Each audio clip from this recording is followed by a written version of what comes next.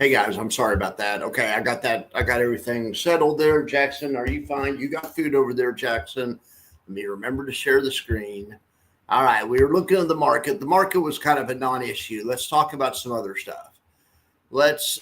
Did everyone see my video last night? Here's the thumbnail for it. I sold YieldMax, ETFs, and bought blocks and WPay. It did say I dumped YieldMax, but so I got a comment that it was a clickbaity title, so I switched it and I dumped some YieldMax. Anyway, but it was kind of clickbaity. My apologies. I fixed it. Today at 3 o'clock my time, top 10 high yield ETFs of the month. You guys love the weekly show. Well, you're going to love the monthly show even more. It's going to be much better. And it's going to start being on once a month at the last day of the month, right at the bell. So we're going to look at the best ETFs of the month according to the max factor. It's going to be the top 10.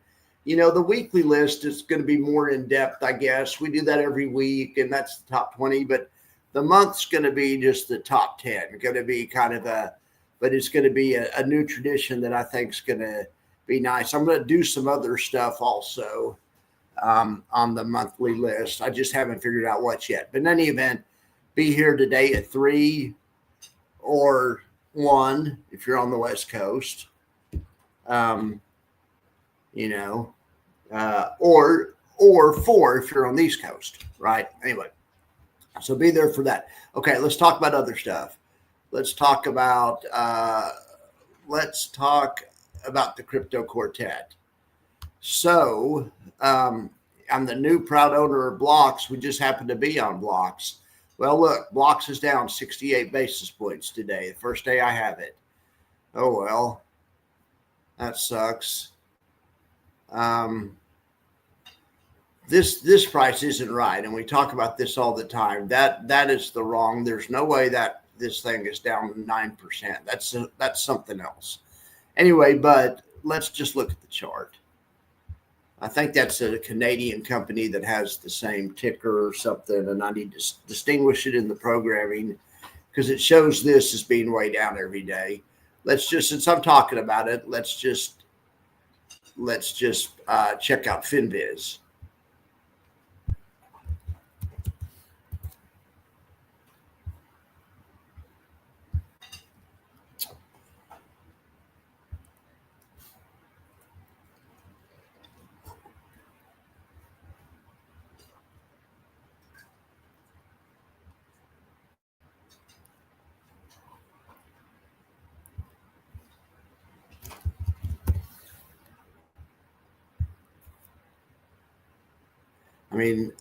All right, here's the real hodl. The real hodl's down a point, which is bad enough. So anyway, I'll get that fixed. The real hodl is the Van Eck Bitcoin Trust. And the one I'm pointing to is some Canadian, penny stock or something. I don't know. Anyway, I'm sorry about that. The real hodl looks really good. Anyway, let's go back to the real Blocks. That's what we're talking about. That's what I got yesterday. I'm proud to have it. It's off a little bit today, 68 basis points, whatever. It's showing the average is off, but the average really wouldn't be off that much if this hodl wasn't trying to be averaged in there at the wrong price. So it looks like the average is probably off, and even if that wasn't in there, the average stock is definitely off. They have a gigantic winner. We have a gigantic winner, CoreWeave. And it's a lightning spread, so we get full upside on that. That's the good news.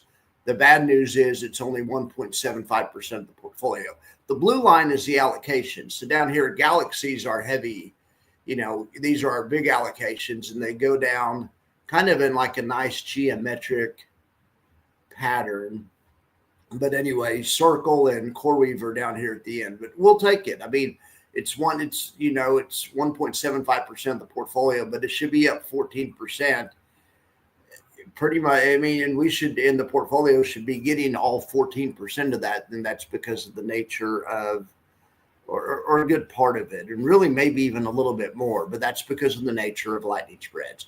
These guys do lightning spreads on their stock positions, but then these 3 big positions in the middle, these ETF positions, the one that has the bad price, HODL, FBTC, and ETHA, they either do call spreads or they don't do anything, but they do a different strategy on the ETFs. But the stocks, they sell put spreads and own the shares, otherwise known, or the synthetic, otherwise known as a lightning spread. Anyway, okay, good job, Blocks. Hopefully they'll turn it around by the end of the day. I guess we could go and look at it here like this.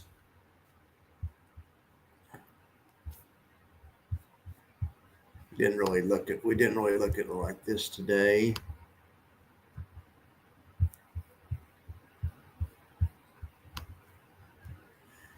All right, so Blocks. All right, so let's look at LFGY and then we'll go look at it on the chart. It looks very similar, and I just dumped it.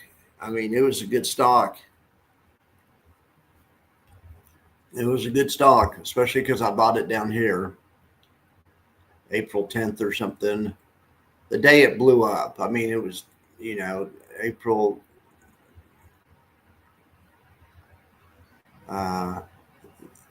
Anyway, but still, I mean, it went from 26 to 36 if you include dividends.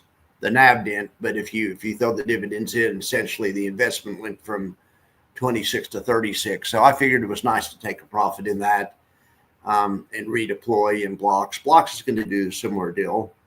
In the same time frame, Blocks would have gone from 26 to 56 just because Blocks is a monster. So anyway, you have to trade the chart that's in front of you, not the chart that's behind you. But I would love to go back here and buy Blocks. But anyway, whatever. So LFGY is a legit company. So let's look at LFGY in the crypto quartet. I feel bad dropping it, but I mean, I'm just redeploying. I'm not out of crypto or anything. Previous day. So let's see, stock positions. So here we have LFGY. Perfect. LFGY is down a little bit. It was like up 3% yesterday or something. So it's consolidating, whatever, down a quarter point today. And these prices all do work. Average is down about 1%. Some of their stuff's pulling back, but whatever. That's to be expected off yesterday. Their biggest position is IBIT, right here, nearly 9% of their portfolio.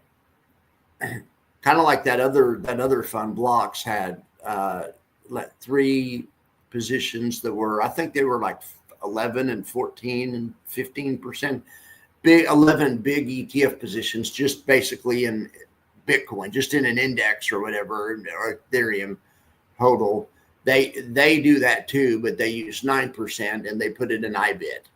It's basically Bitcoin, and then spread the rest around between companies. But they don't do lightning spreads. They do covered call spreads. Covered call spreads can be or interesting trades too, and do a great job. Anyway, that's LFGY. So it just looks like their companies are down. Bitmine Immersion's down 3.4.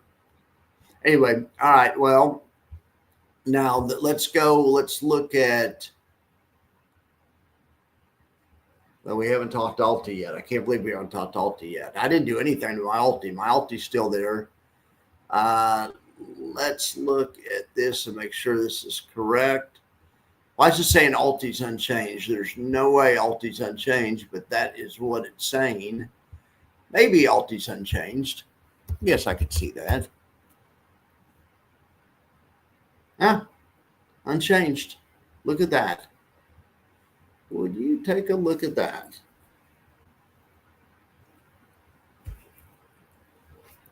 I also got some Alti down here.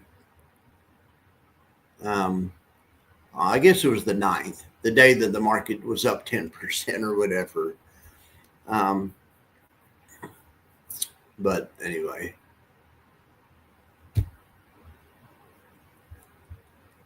So that one's been good too, but that one's not going anywhere, but it's growing kind of big. I wondered if I should trim it just because of the size. It's at 25%. It's bigger than, so I am thinking about taking it down to 20, not because it's done anything wrong. I don't know. I'm still thinking about it, but Anyway, I hope you guys watched that show last night. All right, so that's Salty. Let's see. All I care about is if I'm sharing the screen. So let's go back to the crypto quartet. All right, so Alti is unchanged. So the stocks in their universe are down a little bit, but they have a lot of these guys have a big cash position, but the cash position is offsetting put spreads elsewhere, or they're using leverage. They're doing a synthetic collar without using any stock, but since they aren't a leverage fund, they have to keep the amount of stock. They aren't keeping this 19% in cash around because they're extra bearish. That's offsetting three big positions that we don't even see. You don't even see them here because these are just stock positions. I need to have the AI be able to. Most funds don't do this, but they're doing some synthetic collars. But anyway, that's what that and that's all that represents. Okay, so but that is that's Alti, stock positions, option positions, Alti. Let's go look. I think it was in Galaxy. Yeah, see this right there. See the 31 put. It expires on the 3rd. They're selling the 31 put and buying the 29 put. It's just a put spread, which is fine, but it's synthetically. If they're doing it 40,000 times, it's the same thing as having. It's the same thing as doing a collar. If you use the same strikes, if you had that many shares, so 40,000 times 100, whatever that shares of the company, instead of selling the 31 put, you would sell the 31 call, usually the out of the money call strike. That's the kind of the way they do it. You sold the 31 call, you had shares plus you bought the 29 put. It's identical, but you can do it so much easier with just two puts. It's synthetic collar. You don't need any calls and you don't need any stock. It's a cool trick. And ISJY, he just doesn't do this on all of them because the math is exactly the same. He said even if they did, they wouldn't use the leverage. They would still hold the money out as if they own the stock. So, but I was saying, why don't you do this and use leverage? That fund would be a hot mess. But because anyway. But they're starting to do some leverage funds, but anyway.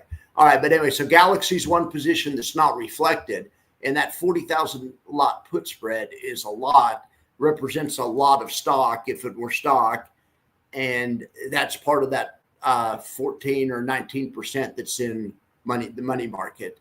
Anyway, so then there's another one in. Okay, so that's Galaxy, but there's like three of them. Lulu. Right there, Lulu sold the 180s, bought the 170s 6,000 times. I mean, 6,000, it'd be the same thing as having, 6 million or 600,000 shares of Lulu, selling the 180 call and buying the 170 put. It'd be the same as having the caller, exactly the same math. Anyway, MP, MP is a call and a put, so that's right. Yeah, that's standard. The call and the put standard is the caller. That's kind of their usual operating procedure, but sometimes they just slip in a couple just a put spread. Let me see. I think they have one more somewhere. I thought it was maybe Lulu. It's not Upstart because that's a call and a put. Is it Tesla? These guys are playing Tesla without the shares also. And they're doing it 2,900 times. So it'd be the same thing as having 29,000 shares of 29,000 share of Tesla caller. Anyway, all right. Well, that's the option thing for today. So let's go. Let's look at Salty, I guess. It's nice to check out the individual option trades, but that's the reason for that big cash position, in case anyone was wondering. So stock position salty. So I don't know what's going on here.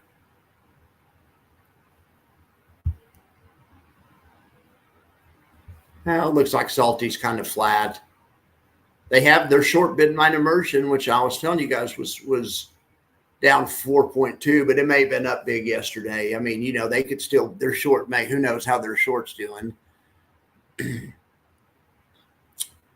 All right, so that's salty. All right, so I think we've done a good job looking at those. Let's look at the index buffer report. Let's see. Let's get a little index bufferage report out. Hey, Red Stock. Sorry, I had to cut that other stream short. If you guys were on here, there's only 4 people on here. I figured it's better just to go do that. And then, all right.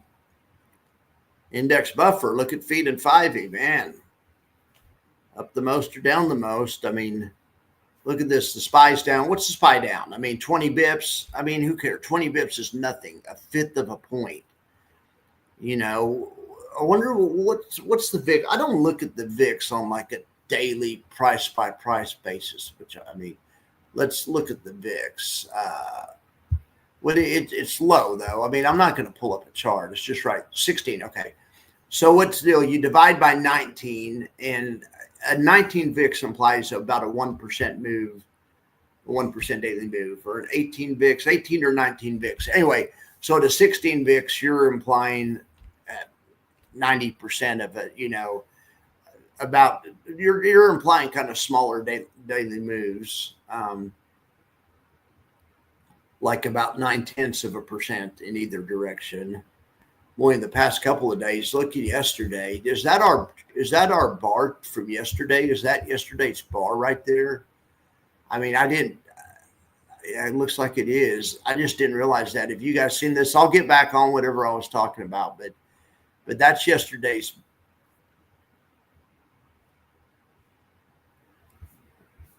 That's yesterday's bar for. It's not yesterday's bar for SPY. Yesterday's bar for SPY was monumentally, was also tiny. So the low on SPY was 661, high was 665. So that's like a 4-point spread on 600 is like 0.7%. So yeah, and that's about it. That corresponds with the VIX of about 15, 14, something like that. Anyway, all right. Well, VIX will usually volatility comes back in October, is what they've always said. But October's not always bad. I think statistically it's good. If you go over all the years, it's good. But October has had some issues in certain years. So we'll see. I mean, we'll see.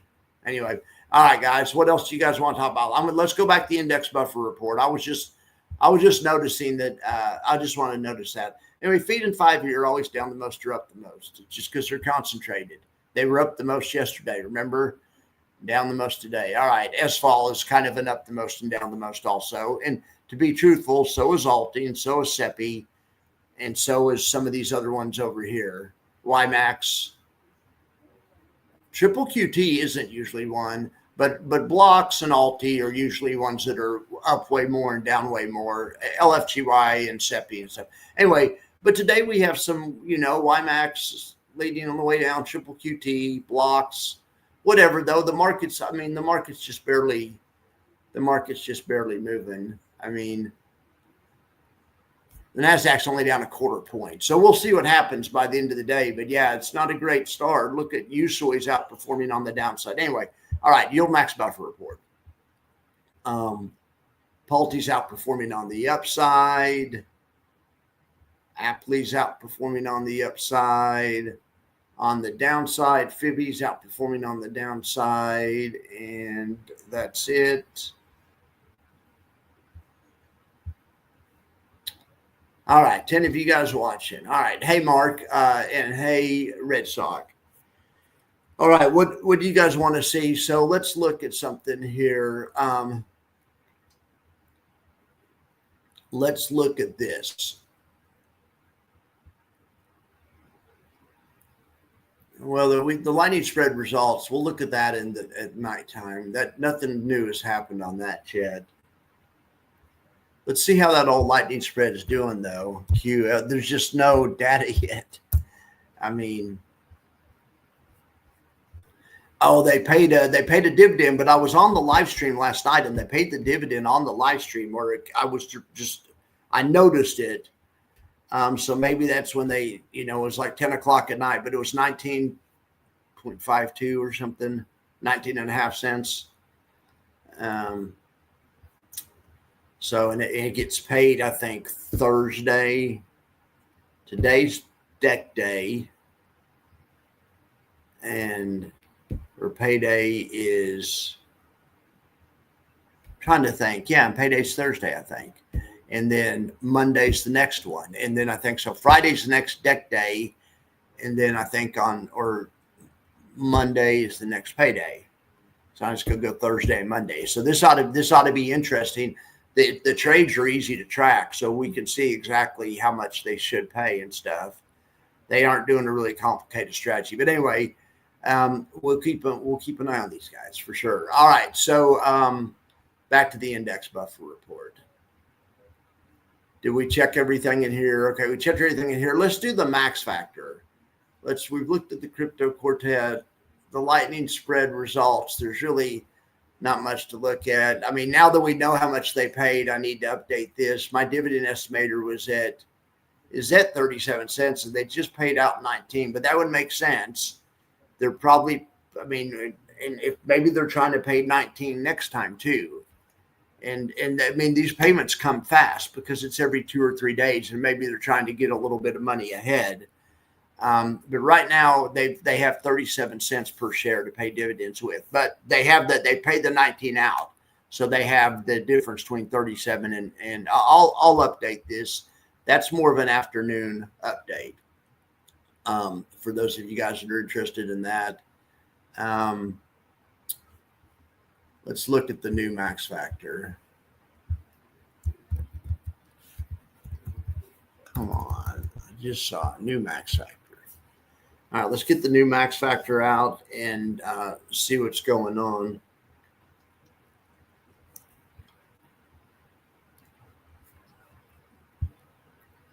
Oops, lots of loadings.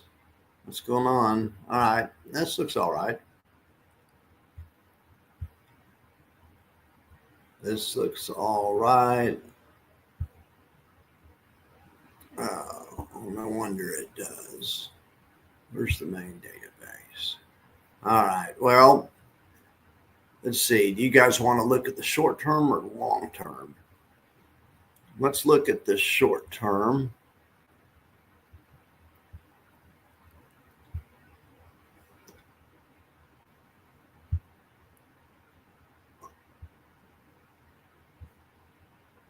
Hang on just 1 second or so, or we could look at Max's Moxie rankings. Anyway, all right, so we'll do short term because it's the morning. Short term is a trading index. Look at Bobo in number 1. What is Bobo doing in number 1? Are you serious? I mean, I don't even take Bobo seriously. I mean, because I'm not a big China guy, and I mean, I listen to too much Peter Zeihan, but I mean, I guess he's wrong about, or whatever. Bobo's been able to monetize whatever's going on over there. I mean, man, that thing, look at that thing. That's amazing. And that's a high yield fund. Now, granted, that's what dividends turned on. Let's turn with dividends turned off, although it's not really that realistic, but yeah, that's what dividends turned off.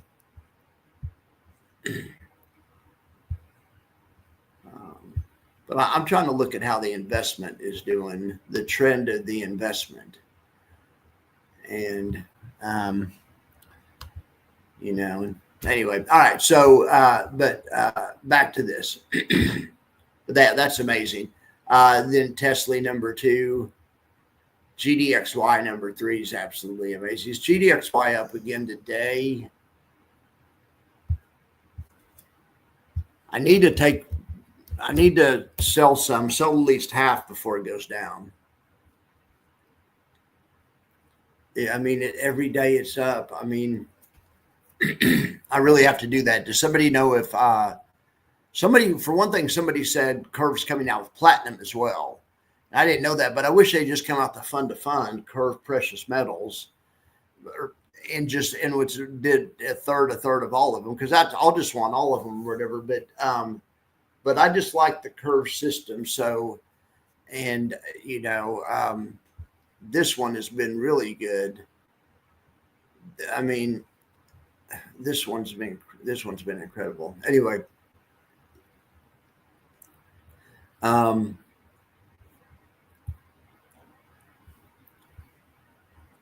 that's GDXY. TSLP, don't have any of that. TS2. I think when I get out of here, I'm going to go do a REX shares video. I'm going to go maybe compare REX shares to, I don't know, but I have an idea for a video. But anyway, maybe I'll compare these stocks right there and compare some of these stocks right there. Anyway, GUI, PLTW, SLVO, Goop. But yeah, I really want to get KSLV, if that's going to be the ticker, and K Gold. And I was going to get half of each, but maybe though I should just sell half of GDXY. And then with that proceeds, get half K Gold and half K Silver, but keep some GDXY. I don't know. I was going to dump all of GPTY, but at the last second, I decided, well, GPTY has been good. Why not just take half of it off the table, reallocate to WPay and QLDY? Because there's nothing wrong with it. There's certainly nothing wrong with it. But poor LFGY, I didn't do that with LFGY. I just said, you're out of here. I said, you're fired. I mean, I had to make a tough decision on LFGY, and I love that fund. It was a good premier fund back in its day. I mean, it had so much potential. It had so much potential, but then it grew up in the same neighborhood that Blocks grew up on, and Blocks just kind of overshadowed it.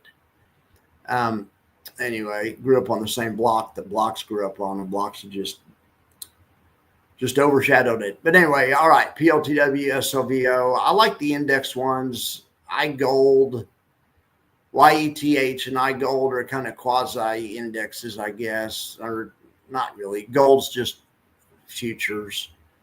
Ethereum's just probably, same thing. NV2. Let's see the highest index based one. There we have it. IMMW.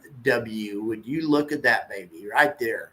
It was at 39 90 days ago. It's at 41 lately, so up 4% or something, but paid a nice 22% yield along the way with the paltry volatility of 10. Great job. 1 year total return of 11. Kind of a boring fund. I mean, but nothing spectacular, but it's just doing a job. I mean, it's holding its NAV and it's paying a yield. I mean, it's doing its job, right? Now it's ahead of Blocks. Here we have my buddy, my fund Blocks. Now Blocks, to be fair, was at 22 90 days ago, and it's at 24.10 actually. So that's about a 10% NAV return combined with about a 28.5% distribution yield. And that's a yearly yield, but even you figure that out for the quarter, it comes to about 13%. It's about a 13% total return, positive total return for the quarter. It's impressive. I mean, it's very impressive. Volatility a little on the high side at 40. Market volatility is it's at about 4 times market volatility. But you're getting good results here. Also, another index-based one, IVVW. All right, I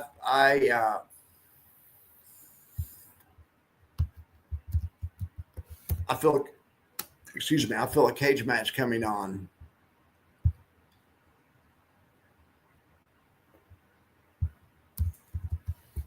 Never talk about IVVW. Do you guys ever?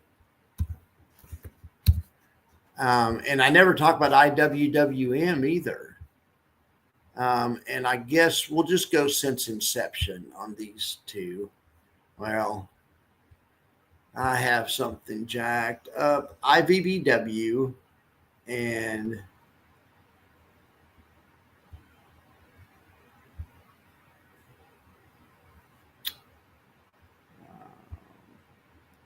IWMW. IWMW.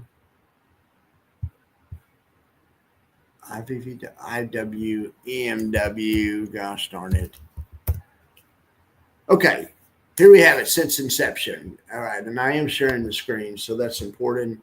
So what do we have? Yeah, I mean, I guess they're both based on the Russell, just based on the ticker. I used to know IWMW is one's pro shares. Anyway, you can see the MW, the IWMW is, you can see it's been more risky. It's had more relative risk. I mean, in the pullback, it was off quite a bit more. Why does it start on separate dates? Anyway, I don't know if that's a good chart. All right, whatever. Back to this. But I like the index ones. I need to figure out how to make it where it just shows the index-based ones. I mean, because the single stock ones are great. I want to know what they are, but they're just hot because that stock's hot, which is good. But I want the ones that can do it, and the ones that can switch stocks in and out can, in theory, replicate this over and over again. And that's why initially I was so excited about LFGY. And I still am. LFGY is a good one. GPTY is a great one. They bring stocks in and out. FEPI. I'm wearing my FEPI shirt today. I don't know if you guys could see that. Great. FEPI kind of was the first kind of one to kind of bring some specialty stocks in and out of the portfolio. Alti's got it down. Alti and Blocks are, trying to weaponize it, especially Blocks. Blocks is weaponizing it with the put spread with the addition of lightning spreads. I mean, they've got this problem. I saw something the other day. Oh, I think it was one of my comments. Someone said something, well, Jay won't do anything about erosion or whatever. And really, that's kind of true in a way, because yield max is max yield. And the like I always say, the call's coming from inside the house. The erosion's just the dividend. It's the same thing. But so it's good and it's bad at the same time. But it's not, you guys know my spill on this stuff. But anyway, all right, let's just get back to this. I won't rant about that. Oh, but I was going to say, so it is true. So they have a lot of their portfolio is on autopilot.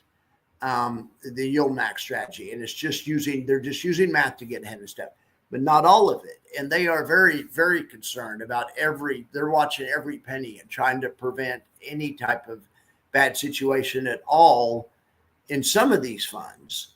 Alti, the ones where they're switching stocks in and out, and being strategic about how much income they make and stuff.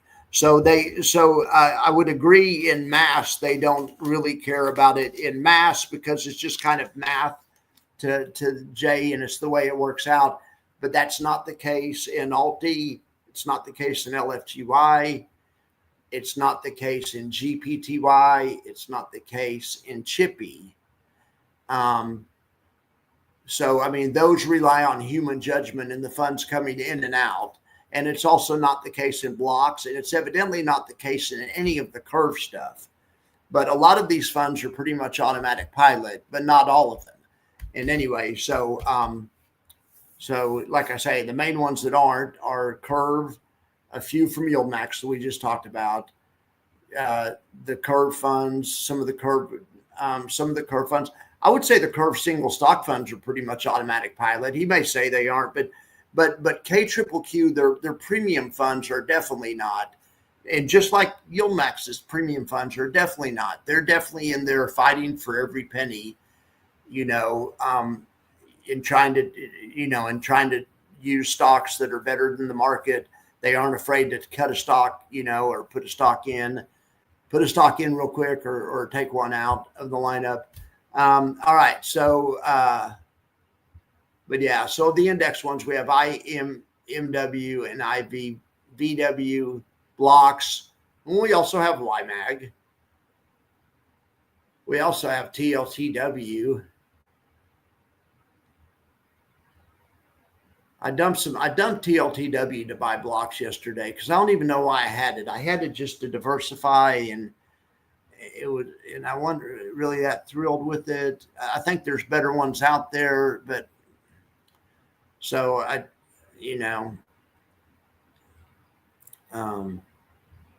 QDTY is a great one right here. Look, 90 days ago it was at 44. Now it's at 45.34. So it's 3%. Okay, that's fine though, because it's paying a 26% yield. Heck yes. Heck yes, with the 10 volatility. IAUI is a way to get some gold exposure, gold income exposure. I mean, and it's paying about a 12% yield or so, but it's only a 10 vol. I think some of the other gold ones are more volatile, but now they're all low volatile, and it's partly because gold is iGold's only a 9. Actually, that one's one of the more volatile ones. Anyway, gold's a volatility damper. I should have known that. And also, gold is correlated, but is inversely uncorrelated to the market, and that also helps with the volatility reading. Anyway, okay. There's JEPQ. I'm into index ones, and there's JEPQ right there. That's a fine fund right there. It was at 54 90 days ago, and it's at 57.39. NAV erosion be damned is what these guys say. So they're plus 6.32%, all while paying a 10% yield for the year. It's about a 9% total return just for the quarter, give or take, projected. So if they keep that rate up, it'd be 36% for the year. But anyway, it probably won't keep that rate up. But they did do 17% last year, and this is a high yield fund, with capped upside and stuff. I mean, so these things, they always say they don't get upside, and I always say they don't get a lot of upside. It's true, but they don't get really as much as the parent, but they can get some upside. Look at this, the 1 year, I mean, let's just look at the quarterly. This is just NAV return. Babo's up 28% just on NAV. Tesla's up 15 without even figuring in the dividends, 15% on NAV. TSLP's up 22. Let's see what the highest index one is up. IWMW is up 4% just on NAV. Blocks is up 10% just on NAV. IBBW is up 2% just on NAV. YMAG's up 2. QDTY is up nearly 3 just on NAV. Anyway, so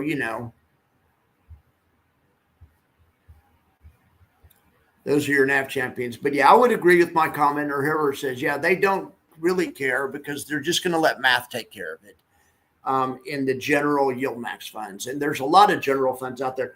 I'd say that's true about Roundhill also. The way you can tell if a fund does this, I'll give you guys a little free advice.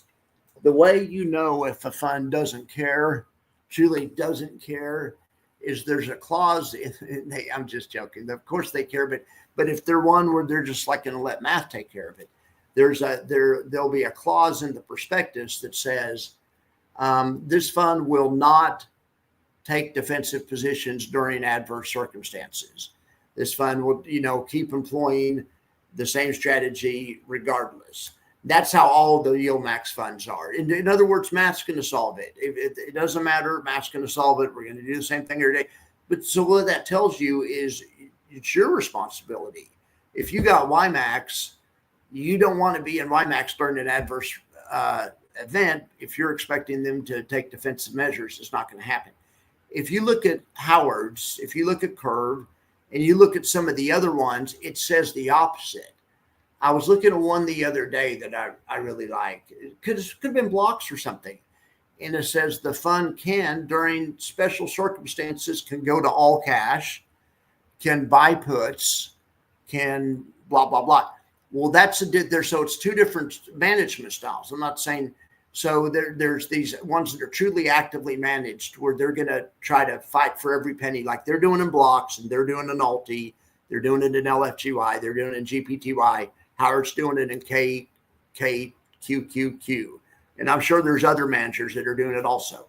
But then there's also other perfectly good funds that are just employing a system, selling something every day, making a little bit of money, paying a dividend. So it's just, you just have to know what you own.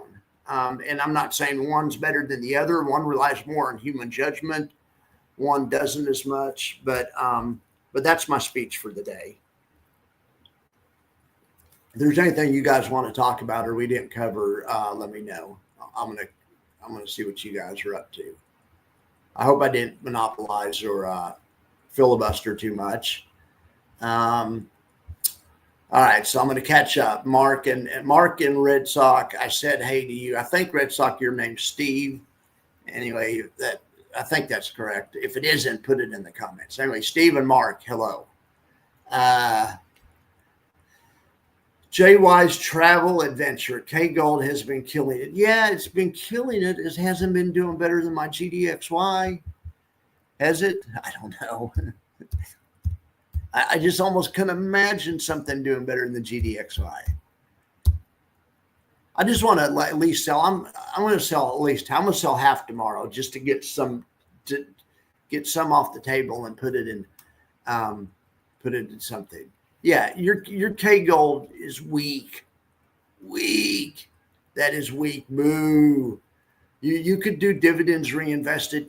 You could do dividends reinvested on quadruple margin, and you wouldn't be where my GDXY is. Heck yeah. I don't even know how I ended up with that. I wanted one of the gold ones. I really wanted one of the gold ones, but at the time there wasn't a good gold one. The gold ones that were out there either paid too little, paid like 12%. There wasn't a way to try to get, we're trying to do a dividend snowball. My brother-in-law likes the idea of the 20 and 30 percenters. We're trying to find the 20, 30, 40, 50 percenters that also get a little bit of upside and trying to get this snowball going. So we'll see. It's going better lately. But so anyway, GDXY has been a great snowball builder. K Gold could play a role also. K Gold's probably way more conservative. Anyway, I hear you. I was just giving you a hard time on that. But yeah, GDXY is a monster. So I'm glad I still have GDXY, but I just, before my rebalance is really complete, I want to at least diversify some of that GDXY. It's just been, because it's based on gold miners. It's a little bit different than gold. It's been on a run. At least take half of it off the table, slap it in something like K Gold. But anyway, do you guys hear what I'm saying about there's some funds out there that are actively managed, Locks is one or whatever, that does take defensive measures. And that still doesn't mean that just set it and forget it on those funds. It's still up to you to have enough to make sure that you want, that strategy going. But there's just a difference in philosophy. It's just a difference in philosophy to me. And they're really Howard, Blocks, and also GPTY, LFGY, Alti. I should just call it the crypto quartet, whatever, Salty. Those are actually managed like hedge funds, where they're going to fight for every penny, move stuff in and out. So it's just a great time to be an investor. But I would say the other ones that are great funds, like the lightning spread one I bought, that's purely math. And it's just going to be math. So anyway, I'm just going to use it while times are good. If times ever get not good, I'll probably pull the lightning. That'll be the first one to go. But anyway, but anyway, as long as times are good, All right, so let me catch up with what you guys are saying. Okay, JY, you were the one that mentioned the car. You were the one. Okay, yes, and you're hoping the we'll keep. Send me a message in Discord if they release it. Yeah. Now B Triple C is actually a stealth fund, and it's a weekly, and people don't even realize it. But also, though, let me see here. B Triple C. I believe it's a weekly. Let's test it against, B or BTC. I mean, I can't even think. What's the YBTC? YBTC.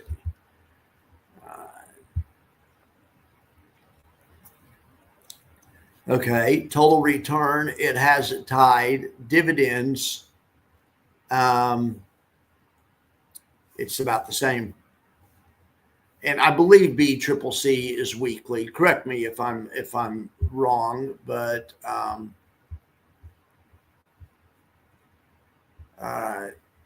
did anyone hear about ETF what? ETF action, super interesting and great reports. How many BlackRock funds find their way to the list? ETF action, I haven't heard about that. It's probably some guy that's competing with. I don't want to click on it, or I mean, it's probably some guy that's competing with Stock Tools. We have Stock Tools. It has. I mean, anyway, I'll check it out though. Some of these things that like ETF action, I don't know, could really be owned by BlackRock. I'm telling you right now, my Max Factor is independent. I'm not sponsored by anybody, but some of these out there, these services, I think also take sponsorships. So sometimes I wonder, anyway, but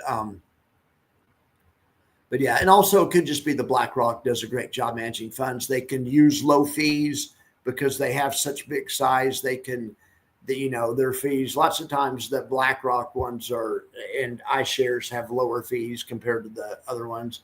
So you have IAUI, good. I heard about that from Susan. I always think about Susan. Took a look at SLJY. So let's look at SLGY or SLJY.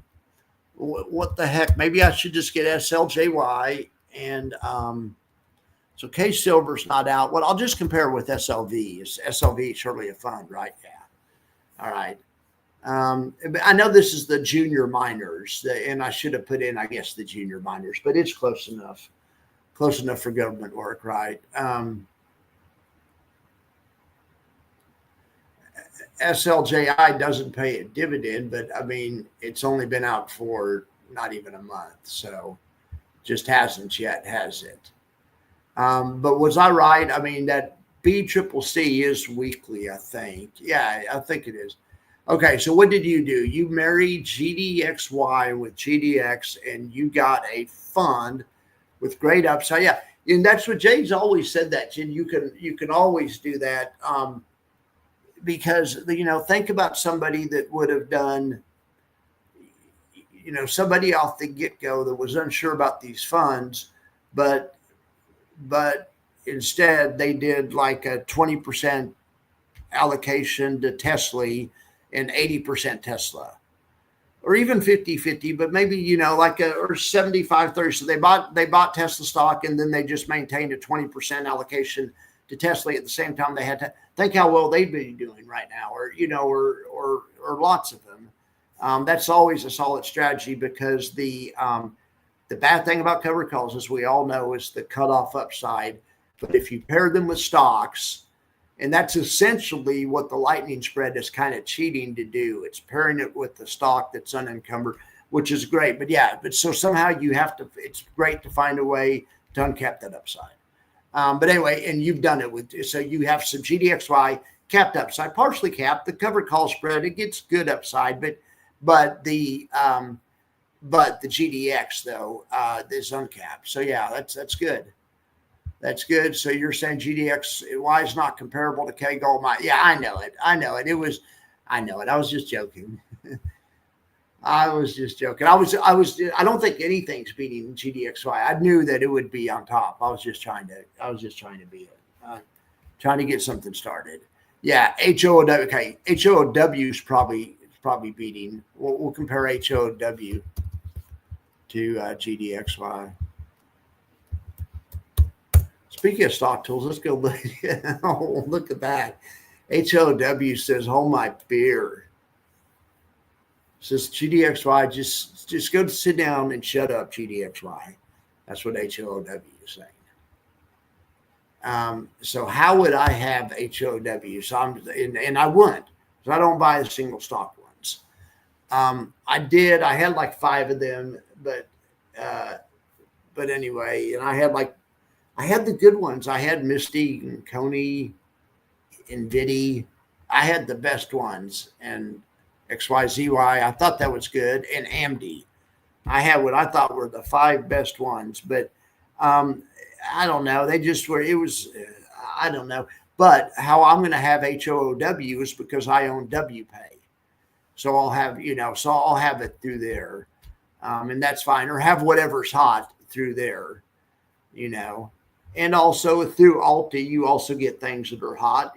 Has Hood not been an Alti some off and on, or is it not?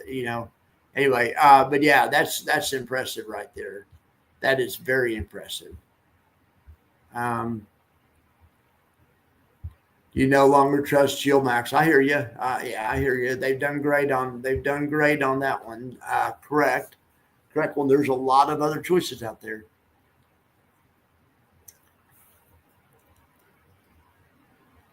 Yeah, on the Alti, I hear you on that, Mark. Mark's making a comment on Alti. Yeah, I hear that. All right, you guys are talking amongst yourself. BCCC is weekly. That's good. James, what are you doing? Well, let's look at the holdings for SLJY.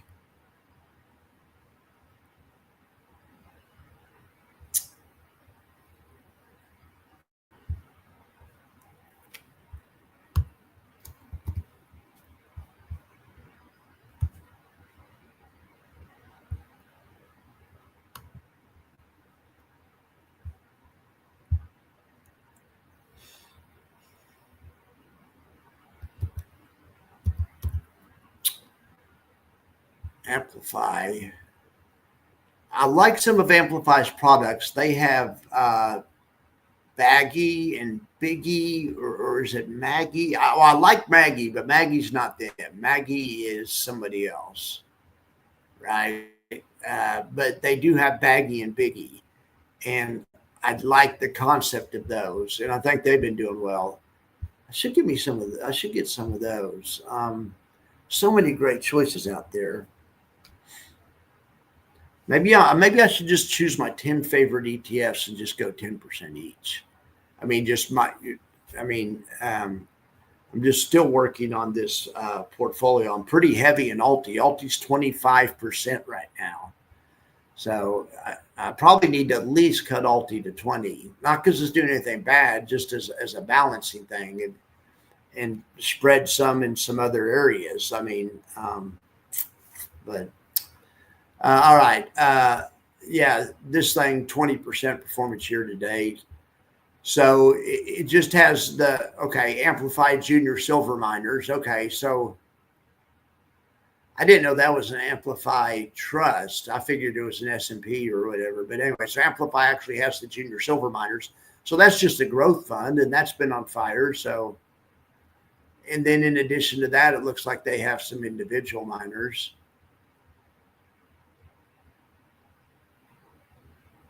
And a few T-bills. But yeah, it's a good looking fund.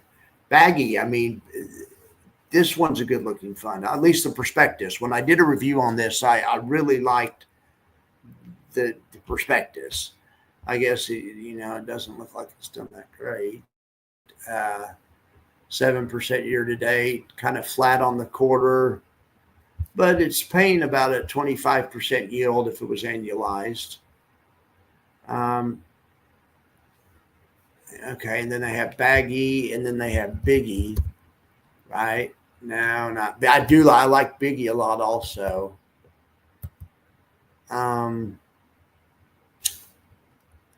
is it Biddy, Baggy, and Biddy? Who had, yeah, okay. Baggy and Biddy, BITY, amplifies Bitcoin 2%.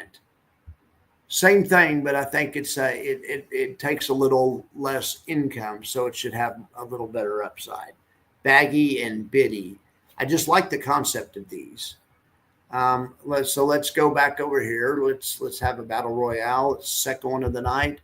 Let's compare Biddy to YBTC.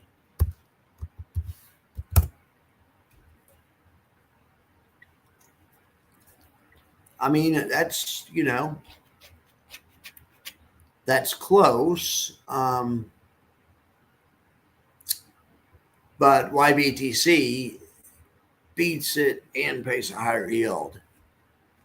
I mean, lots of these YieldMax ones are tough. I mean, I know people like to hate on YieldMax, but just looking at it totally objective, like the Max Factor does, looking at totally objective, how many YieldMaxes are in the top 10? Bobo and Tesla and GDXY. Now, no one else has another GDX product, so that's not really because YieldMax is better, but there's other Tesla products. No one else has another Bobo product, but there's other Tesla products, and sure enough, the other Tesla products are, are fifth and sixth. But there's other Google products out there, and just looking at it objectively, GUI is on here ahead of Curve. And, so, I mean,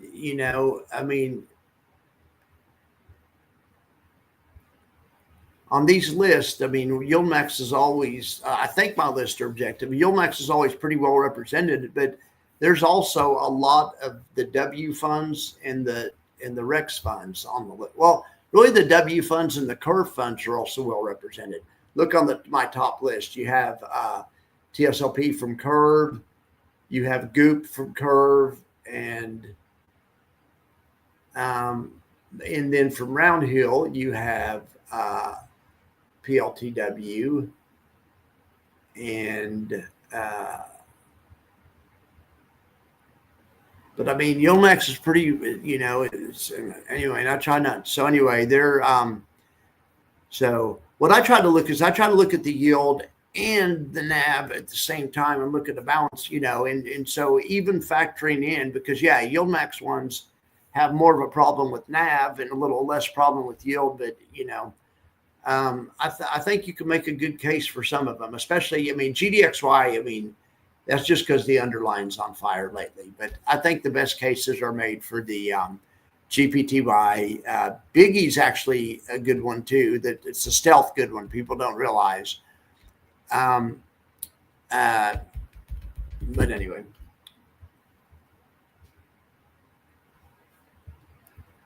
all right. So 48 cents for SLJY's first dividends. So that's a 19% rate. BCCC paid today. Did W pay? I mean, gosh dang it. Hang on here.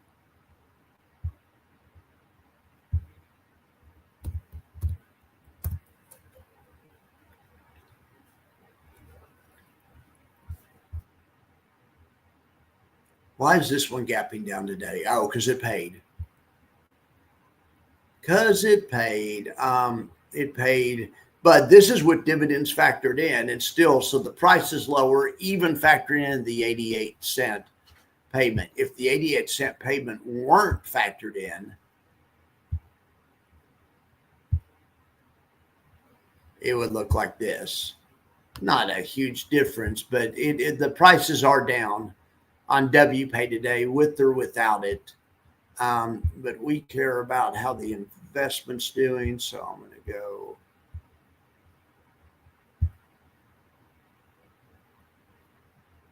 All right, very close. So, I mean, I bought WPay right here because I bought it right at the end of the day at 54. It's at 52.95. Oh my God, I do this every time. And I bought blocks. I bought blocks right here, and it's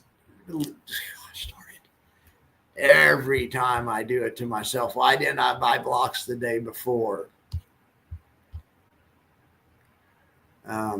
Anyway, all right. Well, that's fine. That's fine.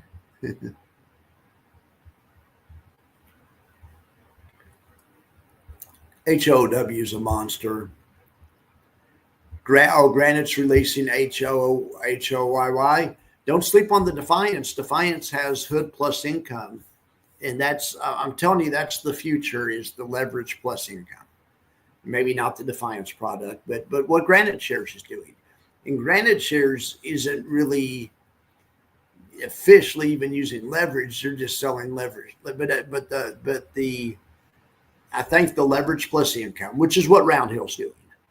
And although Roundhill's not using much leverage, 20% per week is not that much.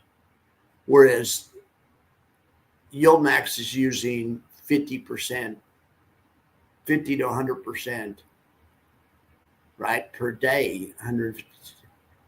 So it's, yeah, the government shutdown. I don't know. I haven't thought about that.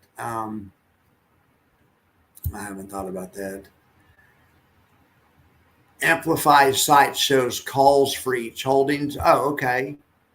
Well, SLGY. Yeah, I would think that SLJY, any of these things that have a Y in the name or that say enhanced, if it says enhanced in the name, enhanced income, alternative income, it means they're selling either puts or calls. They're selling something and giving you some type of yield. If it says buffer in the name or hedged equity in the name, they're doing callers. They're selling calls to buy puts. But yeah, so the SLJY, definitely. Any of these ones with Y, baggy, bitty, but yeah. So JY, like, you're on the same page as me. Those are good looking funds. I mean, the prospectus is good. Yeah, just buy blocks. I know it. I did it yesterday. And some WPay too.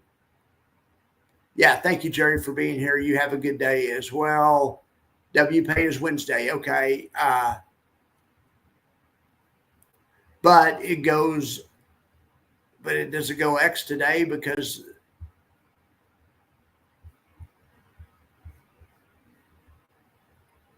what was it reflected in the chart today or on the deck day? Yeah, but WPay is Wednesday. No. Friday. Okay. Well, this is showing Friday. They declare on Wednesday.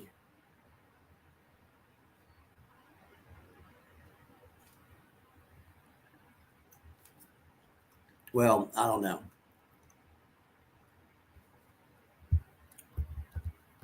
That's blocks, of course, but on WPay, X is Tuesday, payment date is Wednesday, is what this says right here. But yeah, just what you guys said. So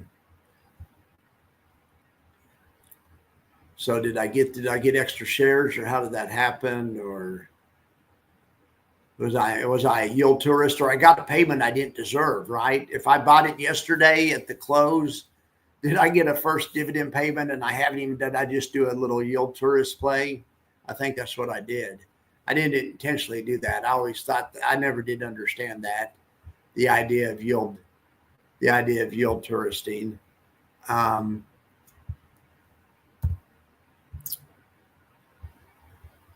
Hang on, and I'm going to show you guys one other thing, and then you guys can go if you don't have any questions. Just getting the Moxie rankings ready. If you guys want to see the Moxie rankings, number one on the Moxie ranking is weak, because it virtually has no volatility, and it's just volatility divided by yield. It makes a 4% yield. The yield's really too small to be on here. I keep saying I'm going to replace this. The next time we think of a fund that needs to be on here, it's going to go right here in weak spot. Anyway, so week's not number one. So forget about that. Alti, number one. Volatility 18, which is going up. And Alti can be volatile, don't get me wrong. But I mean, against a yield that's 122. Over here, we have WDT from our friends at Defiance, volatility of a 6.6. The way they do their option strategies causes problems with the NAV, but it also causes gigantic downside buffers. Well, you can see the downside buffer in it just takes it sucks a lot of volatility out of the strategy. That's why it's a volatility 6. That's like, that's 60% of the SPY. That's tiny volatility, and it's paying a 40% yield. Then we have USOY. Same thing, small volatility, big yield. Triple QI is an 8.8 on volatility, 53 on yield. NAV's not great on these because just the way they're designed. 90 days ago, Triple QI's NAV was at 26. Now it's at 25.61, down 1.7. But I mean, heck, it paid a 53% yield. So there's worse ones you could have. But anyway, on Max's Moxie ranking. And then there's IWMY. Now, those other IWM funds were ranked ahead of this one. I didn't see this one. I want to do this battle royale. Let's run IWMY against one of those other funds. I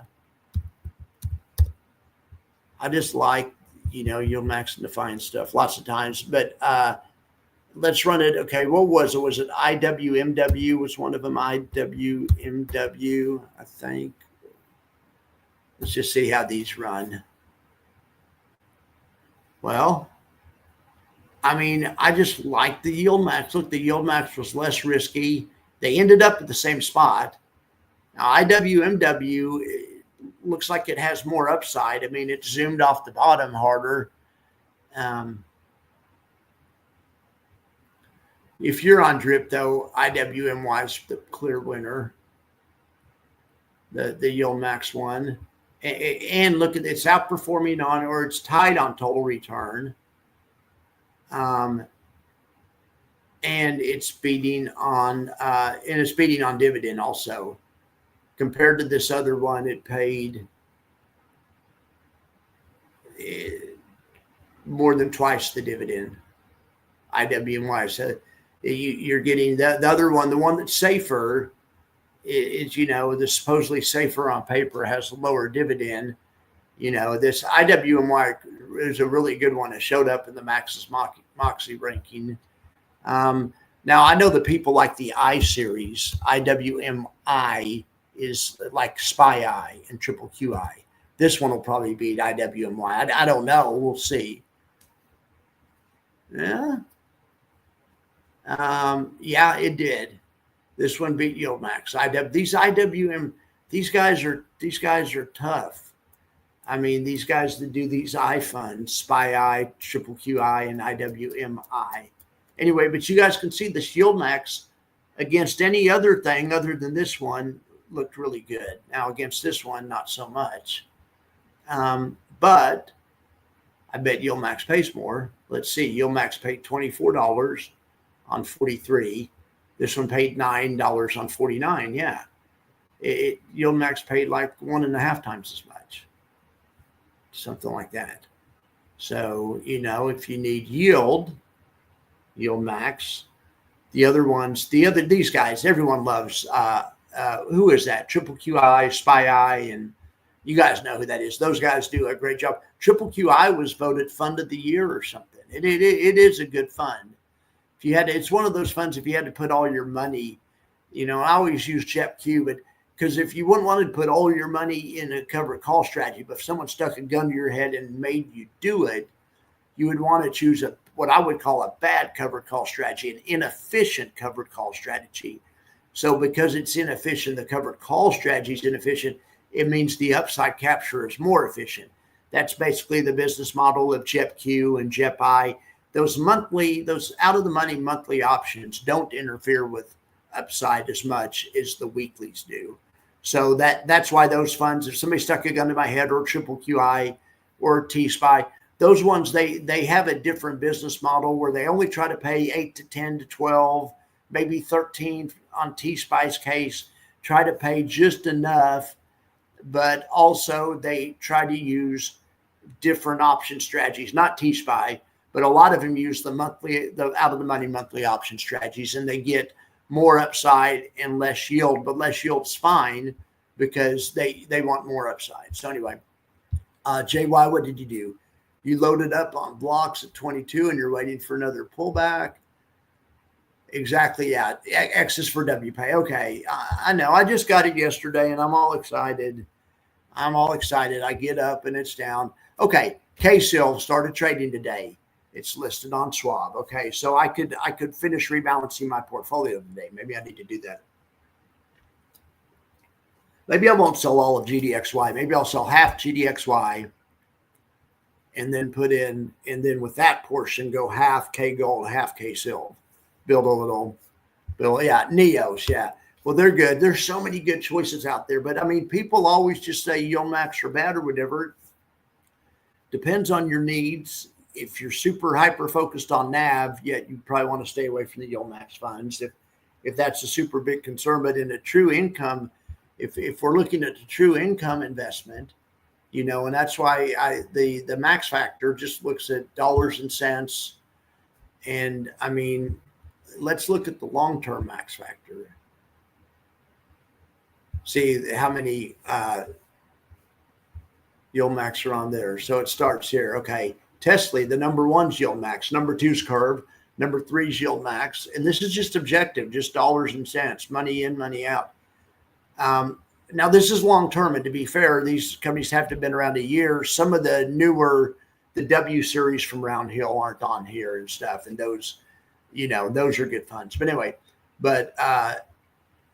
so we have Curve, we have two yield max, another yield max, another yield max. What's YBTC? Is that yield max? YBIT? Is that YBTC and YBIT? Anyway, then we have Goop, that's from Curve. Maxi, that's not from either. GUI is yield max, of course.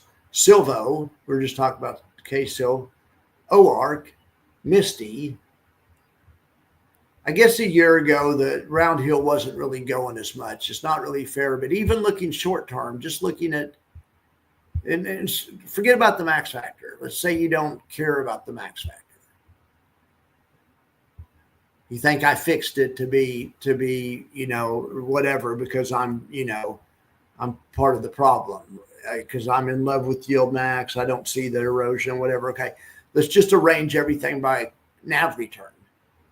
And this is quarterly because yearly we can't use a lot of the Round Hill stocks. Quarterly NAV return. Number one is yield max. Number two is Rex. Number three is Curve. Number four is Curve. Number five is Round Hill. Number six is yield max. Number seven, Round Hill. Number eight, yield max. Number nine, yield max. Number 10, Silvo, whoever that is. Number 11, Rex. 12 is X Funds, blocks. 14 is YETH, whoever that one is. Anyway, you can see there's a good mix. I wouldn't really, if you just look at risk to reward, I wouldn't really say that yield max dominates. They're dominating the longer list, but it's because the Rex variants and the better Round Hill variants weren't available a year ago. So, but now that we have some competition, number one is BABA, and no one else has a BABA derivative. So that's not really fair. So of course, yield max is number one. But so with that, even if we took that one off, other people do have, no one else really has a GDX wide. So yield max is on there just because they're the only ones that have it. But they have Tesla. They're on the list with Tesla, and other people have Tesla. They have some legit funds. It's just what you're looking for. Look at Tesla. In the past 90 days, went from $8 to $9. That's Tesla. So and paid a 95% yield. Now, TSLP, that's why I say don't get yield max if you're ultra concerned about NAV. If you're looking at NAV all the time, if you're concerned about that, because 8 to 9 is not great considering the run Tesla's been on.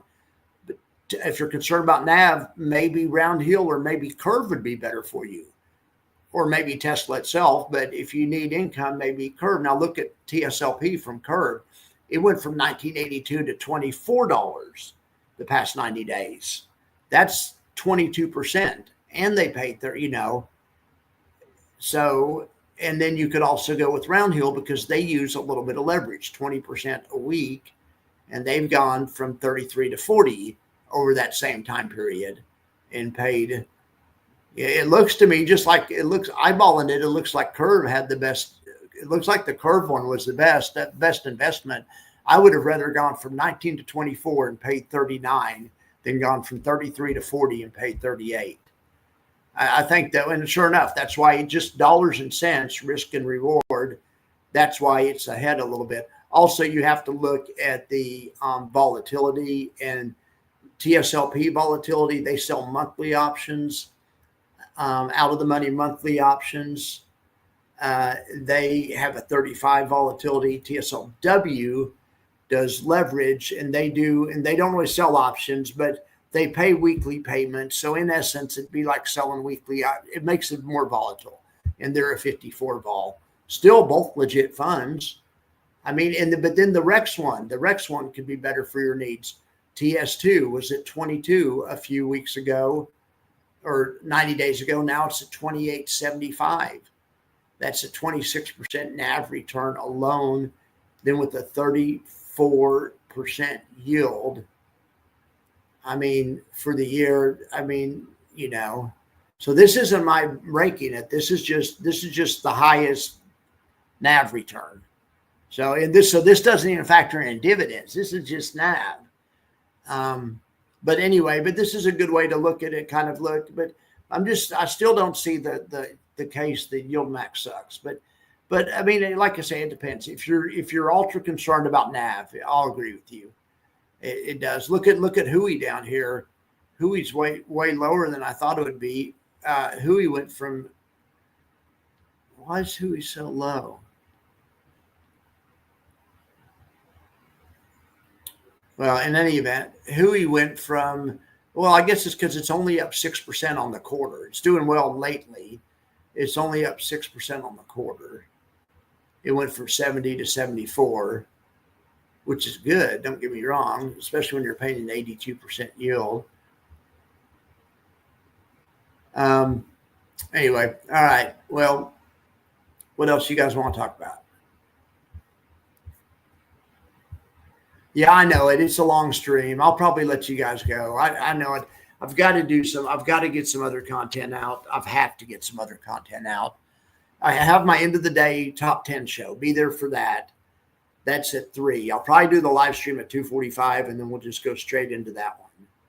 I don't know if I can do that. Probably, maybe I could do that.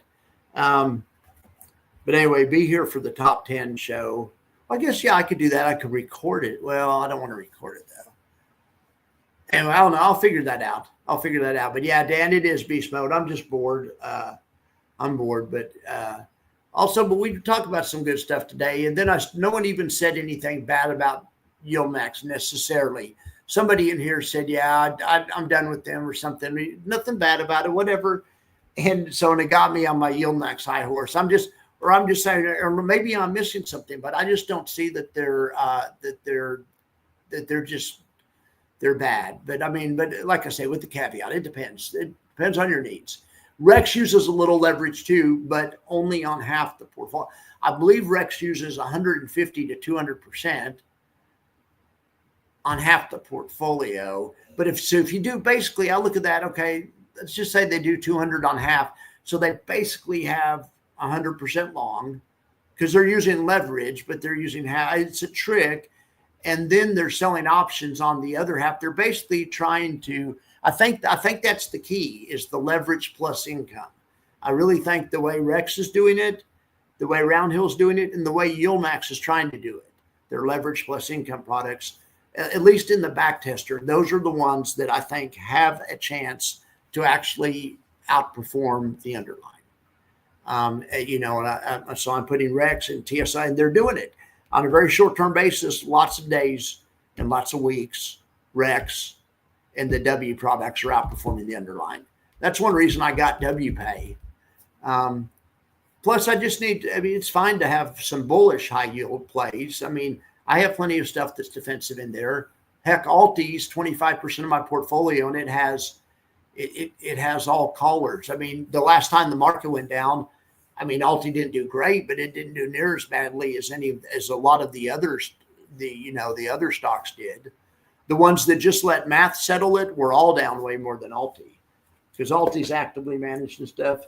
I'm telling you, we have a lot of good choices out there. We have a lot of good choices. It's a good time to be an investment. And the Neos and Rex are incredible. But so's Round Hill, so's YieldMax. You can make a case for Round Hill and YieldMax, just like you can make a case for Neos and Rex. And Granite Shares. Granite Shares is a lot better than people give it credit for. Put YSpy. Next time on my next live stream, we'll look at YSpy. YSpy's beating all of its peers. All right, guys. Well, thank you for being here. Be back at 3 o'clock for the top 10 of the month. All right. Let's see what Dan said. I don't want to cut off Dan. Dan likes the YieldMax. They have securities in them. Not a big fan of the single, yeah. Except maybe NVDA. And that's kind of a security by security thing. It kind of depends on what's hot that month. I mean, yeah, it's just so, anyway. All right, guys, thank you so much, and I'll talk to you later.